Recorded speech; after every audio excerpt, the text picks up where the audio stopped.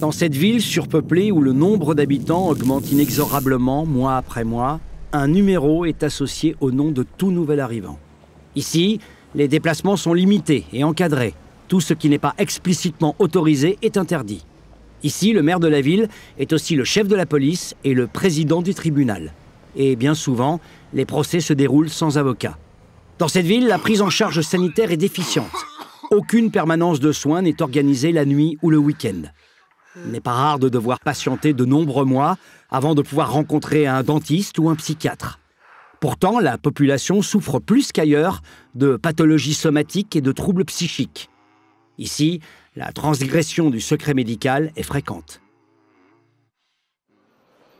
Dans cette ville, 1 habitant sur 4 est dans une situation d'illettrisme ou a d'importantes difficultés de lecture. Pourtant, l'écrit demeure le mode de communication de référence. Ici, l'école n'est ouverte que quelques heures par semaine et 1 habitant sur 2 n'a aucun diplôme. Dans cette ville, le taux de chômage atteint les 70%. Les personnes qui travaillent sont pour la plus grande majorité rémunérées entre 20 et 45% du SMIC. Elles ne bénéficient pas d'indemnité en cas de suspension de l'activité ou lorsqu'elles sont malades ou victimes d'un accident. Près d'1 habitant sur 5 vit avec moins de 60 € par mois et les minima sociaux n'existent pas.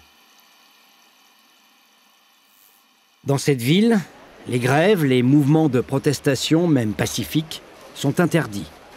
Une simple pétition est immédiatement sanctionnée. Ici, les rencontres familiales et amicales sont soumises à une autorisation, limitée dans le temps et surveillée.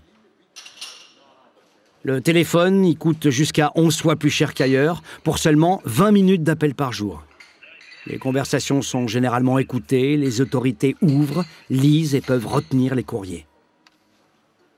Dans cette ville, le problème de surpopulation est alarmant. Les logements où sont entassés les habitants sont vétustes, souvent insalubres et ne disposent pas toujours de l'eau chaude. On y reste 22 heures sur 24 à 2 ou 3 dans une pièce de moins de 9 mètres carrés. Cette promiscuité dégradante engendre régulièrement des comportements de violence contre autrui ou retournés contre soi. 1 habitant se donne la mort tous les 3 jours.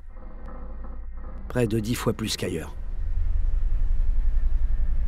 Cette ville n'appartient pas au passé, elle n'est pas non plus tirée d'un ouvrage de science-fiction.